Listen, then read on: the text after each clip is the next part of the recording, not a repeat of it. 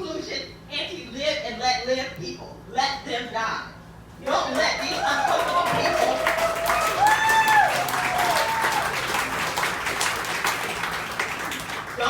uncomfortable people deter us from our bold march forward. Thank you.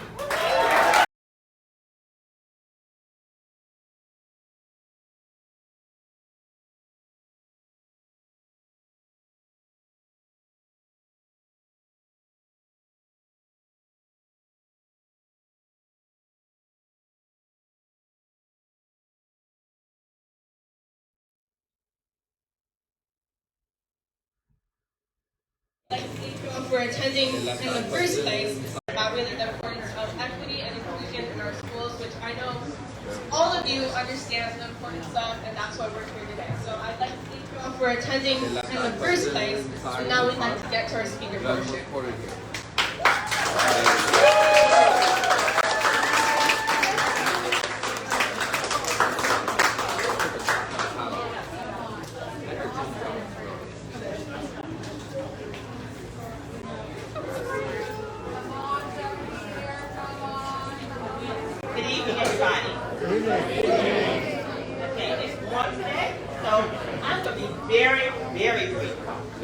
I am Michelle Leete, the very proud first Vice President of Fairfax County NAACP.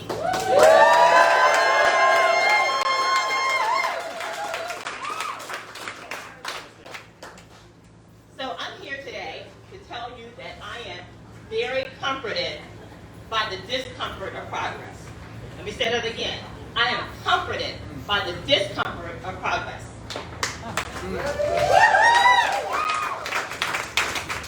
Some people are mighty uncomfortable today because their game plan of maintaining the status quo or rolling us back to quid pro quo is failing.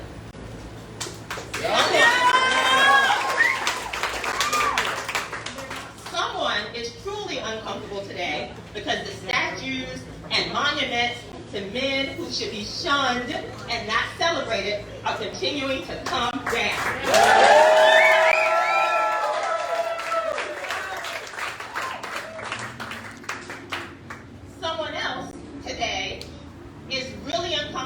Because our children are being educated, enlightened, and engaged in the global world around them.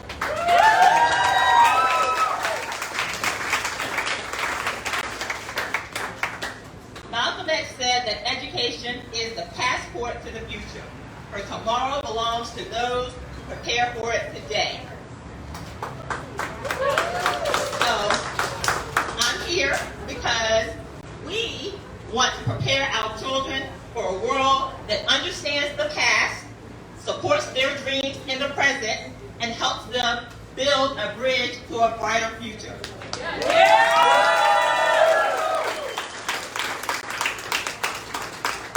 We're here today to prepare our children for a world where adults lift them up, let them stand on their shoulders, and support them in every way. We're here today to prepare our children for a world where facts are facts, truth is truth, and lies are lies.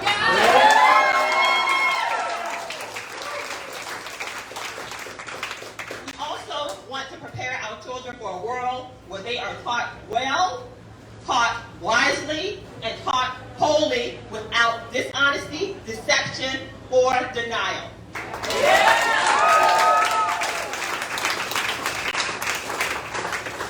Let us prepare our children for a world that they can disagree without being seen as disagreeable, that they can argue without being seen as argumentative, and they can assert themselves without being seen as aggressive.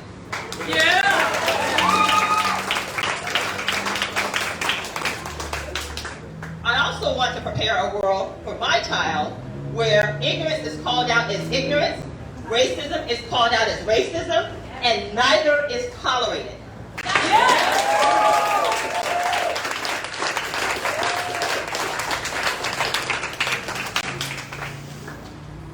So, we have to prepare our children for a world where they are all accepted in all shapes, all forms, all colors, creeds, and cultures, on abilities, actions, and attributes. I also want to prepare my child for a world where her constitutional right to vote is championed way more than her constitutional right to own a gun.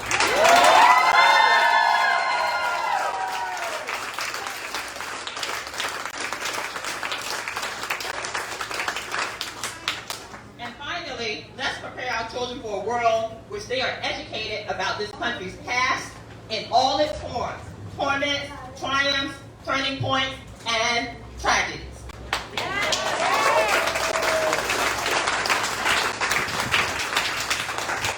So right now, that world that I'm talking about is under attack. It is under attack by forces internally, not external, but internal to our country, who want to deny truth about continuing systemic inequities of opportunities and operations. Frederick Douglass once said, the simplest truths often meet with the sternest resistance. So let's meet and remain steadfast in speaking truth, tearing down double standards, and refuting double talk. Let's not allow any double downing on lies. Let's prepare our children for a world they deserve.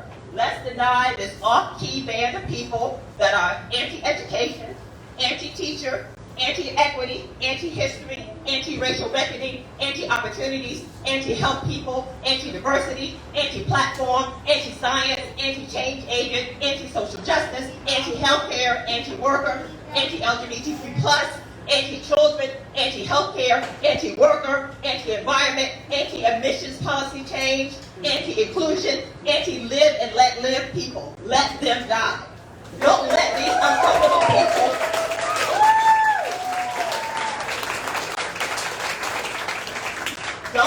uncomfortable people deter us from our bold march forward.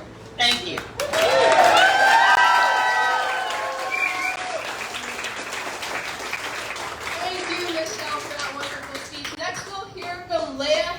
A concerned parent of FCPS.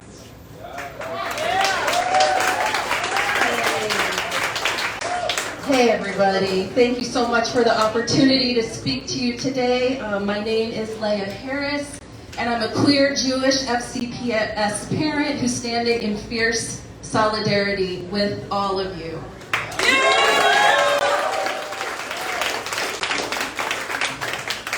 We are all witnessing the cruelty of the GOP-fueled moral panic around critical race theory and the model policy around the treatment of trans students. They are on the wrong side of history, and they will not win because we will not let them. I believe that we will win. I believe that we will win. I believe that we will win. I believe that we will win. I believe that we will win. I believe that we will win. Now, I also want to talk about a connected struggle. The very same right-wing forces that want to oppress queer and trans youth and want to control how gender and history are taught in our classrooms want to police our equity champion school board member Abrar Omesh's free speech on Palestinian freedom. The Zionist Organization of America, ZOA, a right-wing group not even located in Virginia, headed by a known bigot who has spouted all kinds of anti-blackness, Islamophobia, anti-Arab racism, and has been rejected by every mainstream Jewish group in America, is coming for Ms. Omesh and FCPS, with the Fairfax GOP amplifying this vicious smear campaign at every opportunity. On June 21st, ZOA wrote a letter to the school board and the superintendent using a contested and controversial definition of anti-Semitism that conflates legitimate criticism of the state of Israel with hatred of Jews. ZOA is using this distorted definition to smear Ms. Omesh for her social media posts on Palestine and pressure the school board to make her take them down. They're threatening to launch a Title VI complaint if the school board does not comply with their demands to punish and censor Ms. Omesh. This threatening letter did a terrible and cynical move of lumping Ms. Omash's protected political speech with incidents of anti-Semitism reported in FCPS. As a Jewish person whose family came here fleeing anti-Jewish violence in Europe, I resent the weaponization of anti-Semitism against my school board member. Of course, we need to fight anti-Semitism alongside anti-Blackness, anti-Muslim hate, anti-Arab racism, xenophobia, transphobia, homophobia, and all the forms of hate and bigotry faced by students. And how we're going to do that is to persist with the equity and inclusion efforts that are now being so fiercely opposed, to practice unbreakable solidarity with one another against the forces of hate and ignorance that would try to halt our progress and divide us. Our solidarity will get us through these frightening times we are facing and into a just future. Thank you so much.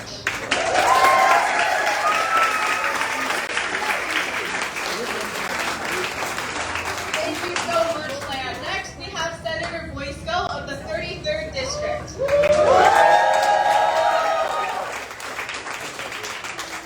It is so good to see all of your fresh, determined faces standing here for kindness and inclusion and love. That's what we're about, right? I would like to remind everybody, it is election season. And 4 years ago, the boogeyman was the immigrant. If you will remember, they claimed that the immigrants were coming for raping and ruining our lives. And 4 years later, that hasn't happened. Northern Virginia is one of the safest places to live in the entire country. And we have been together harmoniously. So now they've chosen two new boogeymen, right? Our trans and LGBTQ students and our interest in teaching a diverse and honest curriculum. Are we going to let them stop us? No. Whoops, it's still working. So, I am the patron of the bill that sets the guidelines for the LGBTQ and transgender students. And I have a secret to tell you. This was not only Democrats who voted for it. It was passed with bipartisan support. Democrats and Republicans realize that students who are safe and feel respected in their schools do better and will be more successful and have less mental health issues. The teachers who are teaching were part of this effort, and there are teachers in this audience. I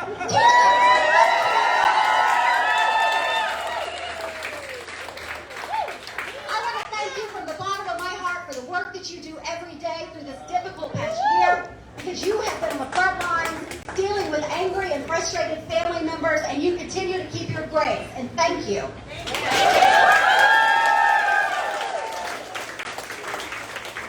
And for all of us who believe that a culturally inclusive and respectful curriculum in our social studies and in our histories that tell us the stories of the children not only whose ancestors came from England in the 1600s, but also the students whose ancestors were brought over from Africa.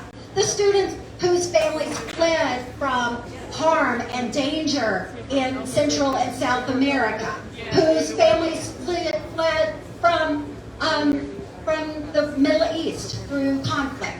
We need to tell those stories to each other so that we all understand one another. And when we understand one another, we will work together in a more productive way. That's what this is about, understanding one another, treating people with respect, being kind. Those are the tenets of what our school board is considering. And I'm so incredibly proud of them for being brave. They're standing up to a lot of people who would like to use this as a political football, but it's not going to work. And I want to thank you all for everything that you do every single day. Thank you.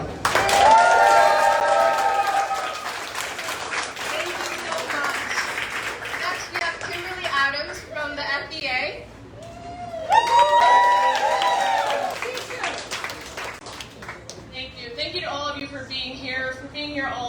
for our students, our staff, and our community. The FBA stands together with you today. We've stood with you from the beginning, and we will be here until the end. These are our students. We care about them deeply. Everything that we do every day in our schools, whether we're the bus driver who brings them to school, the food services person who serves them their breakfast or their lunch, the person who takes care of their counseling needs, the person who teaches them math and science and all the other curriculum that is so important to their growth and development, and those who make sure that they make it home at the end of the day. Everyone who touches those children every day, who's there for them every day, knows how important their job is. And we've stood there through thick and thin. We've taken some significant abuse from some people in our community who don't understand the passion that drives each of us every day and continues to drive us, and not to be afraid. We will never be afraid, for the work we do is so critically important for our students. We will never be afraid to teach the truth in our schools. We will never be afraid to stand up for the least of our children. We will always be there.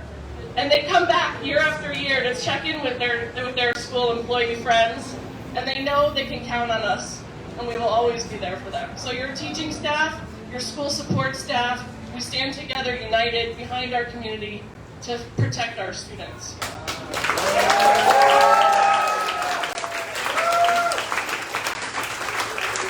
Thank you so much. Next, we have Kimberly Taylor here to speak to us. She is a proud constituent of FCPS, and we're very excited to hear her speak.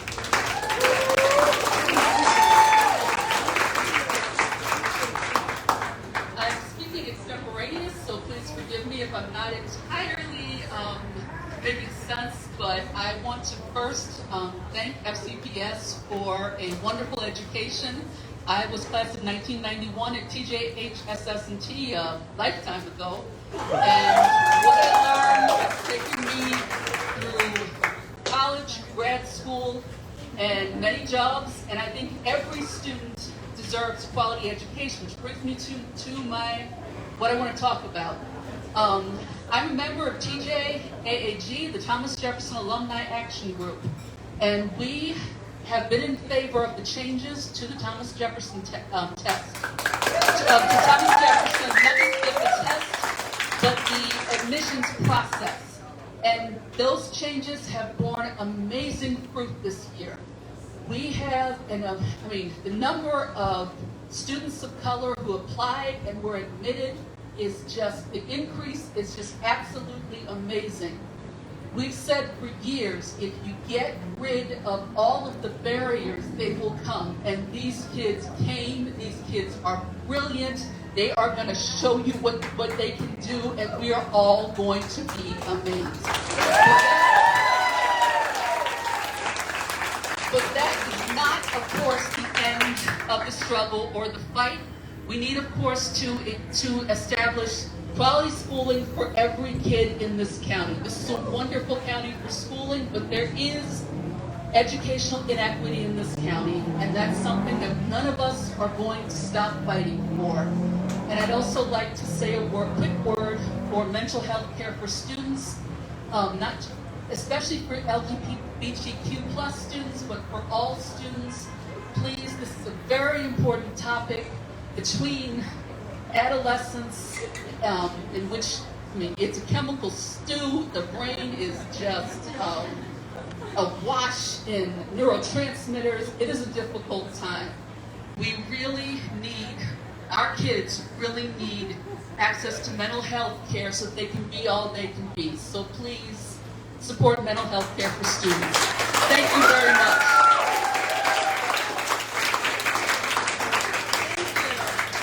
Next, we have Bryan Graham, Chair of Fairfax County Democratic Committee. Hi, everyone. We stand with FCPS, right? We support our schools. Why are we here? Why do we have to be here? We're here because a small and very loud group of people have been organizing disinformation to just confuse people, make them angry, and make them upset, right? But really what's happening is partisan politics. The basis of this is people are taking partisan talking points, saying they're not partisan at all, and trying to organize people and confuse people, make them upset and angry. And we're not here to. We're here to say that that's not right, right? I can say unequivocally that those groups do not speak for the majority of Fairfax County.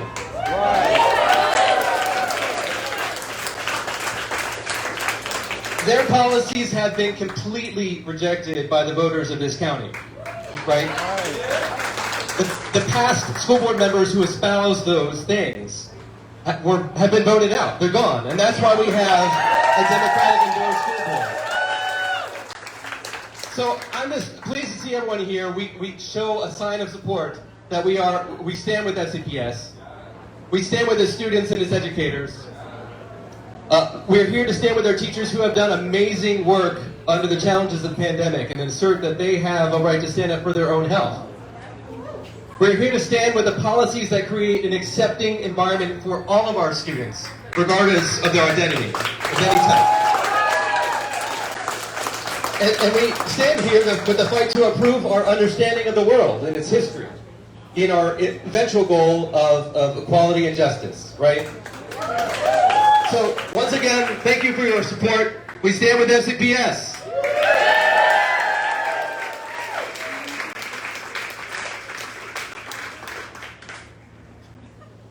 Thank you, Bryan. Next, we have our student speaker here.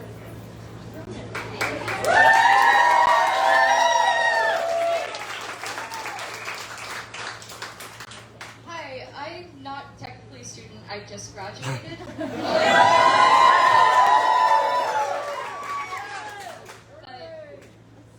I am tired of the students of FCPS not being heard. I'm tired of going to people and saying I'm a person and having to convince them that that's true. I'm tired of having to say this is something that's real and not having to explain the definition every single time and having to repeat that this is something that exists. I'm tired of my friends being in pain because adults don't listen to them. And I'm tired of laws not changing to help us.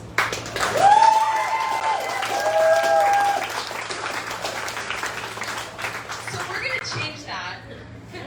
We're going to make sure that the laws accommodate for them. We're going to make sure that the schools respect them and let them be people. Because we're tired of being treated like flaws when we're not.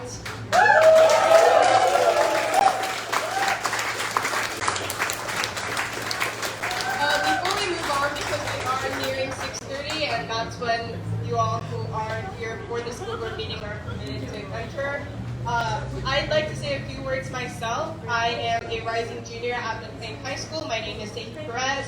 I'm also the chair of the Virginia Young Democrats Teen Caucus, which is the teen wing of the state board.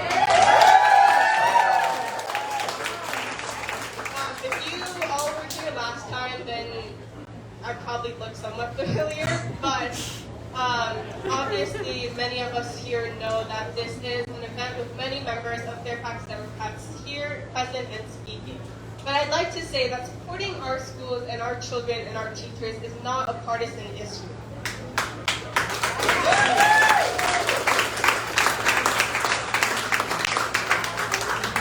I'm going to be honest, I have a very strong political belief and a very strong political affiliation with the party, but I can recognize that this is something both sides of the aisle can get behind, and to support the teachers should not be an argument of whether there's critical race theory or not, and it should be an argument of humanity, of whether students feel supported in their schools, safe in their schools.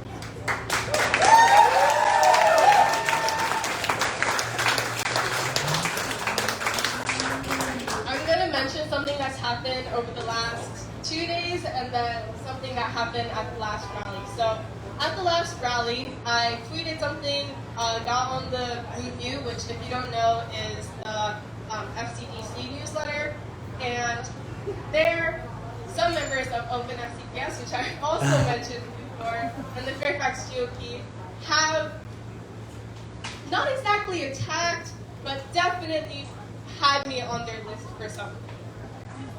I don't really think that's okay. I'm not sure about you guys, but I'm a 16-year-old here today to talk about why it's important that kids feel safe in their own schools, where they spend 7 hours a day, and it's not like they even have a choice, if we're being honest. So, I appreciate the laugh.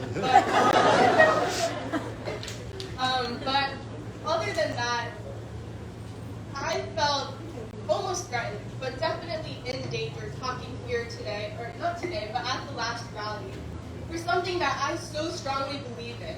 And that isn't okay. To make sure that students aren't comfortable, say, in their own bodies, or just speaking their own opinion. Open FCPS and groups like Open FCPS talk so strongly about how it's important to have different opinions. But as soon as someone disagrees with them, if you're up to date at all about what they've been doing, then you definitely know that that's a very one-sided street for them as well. Yeah, what she said. But other than that, I would like to thank everyone here today for actually coming and supporting our schools, our teachers, our parents, and our students, because that's the first step in anything. Other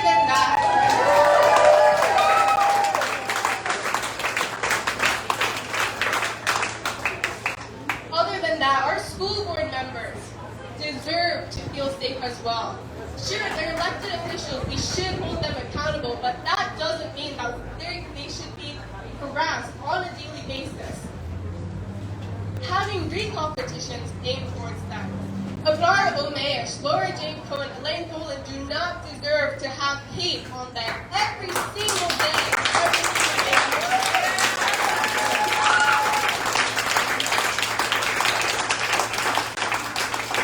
And that's why we're here today. That's why I'm here today, at least.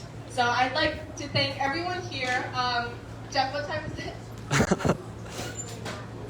6:29, you got 1 minute. Okay, we'll let you in a minute early, but if you are planning to testify in front of the school board, attend the school board meeting, then please make your way inside. And if you're also interested in speaking here, no need to sign up, you can just make your way over here and we'll have you talk next. Are you on Facebook? You have Facebook? I'm on Facebook. Could you go to the Fairfax Dems Facebook and make sure I'm doing this video right? Let's have a big Could you round go of to applause Fairfax for Sadie Democrats Perez. Facebook page? Just make sure I'm doing this right. Sadie reached out to me asking how she could help out. And after her excellent speech at the last rally, I was like, you know what? Lean into that. See how you can organize people. And she did. When you put students, when you give them the opportunity, give them the chance to get in front of things and show a little bit of initiative, Is there a video? it works. It happens. That's all I gotta say about that. Oops. There we go. All right, There. Robert, are we set to go in? Are the magic doors going to open? Sorry, 1 second. I will say one quick announcement that is partisan, but we have the coordinated campaign starting up with our Democratic nominees chosen. So if you're interested in that, please join FCBC and obviously your respective district committee, and then we'll connect you to different resources.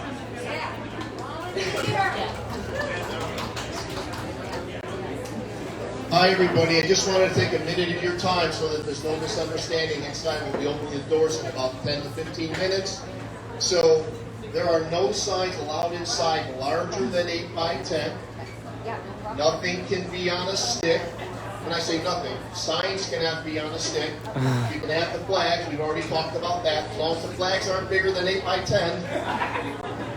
So if you have anything 11 by 14, we're going to stop you. You can put it right out here. It'll be here when you leave.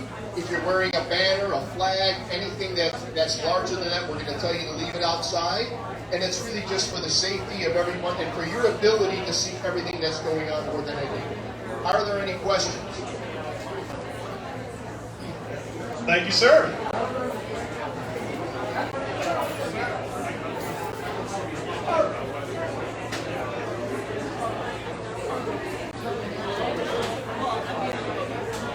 If you want more of those lovely miniature flags, they're over there at the rainbow bench. Wave the flags, everyone. Woo!